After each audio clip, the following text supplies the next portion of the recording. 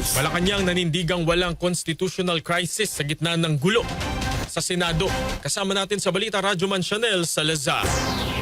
Walang umiiral na constitutional crisis sa bansa sa gitna ng gulo sa liderato ng Senado. Ito ay giniit na Malacanang sa gitna ng patuloy na pagtatalo ng Cayetano at Gatchalian block kung sino ang lehitimong namumuno sa Senado at dapat mga siwa sa mga opisyal na gawain ng mataas na kapulungan. Ayon kay Palace Press Officer Claire Castro, malinaw ang posisyon ng ehekutibo na si Acting Senate President Win Gatchalian ang kinikilala nitong lider ng mataas na kapulungan. Sa mata po ng Malacanang, sa mata po ng ehekutibo, wala po tayo matatawag na constitutional crisis. Maliwanag po ang sinabi.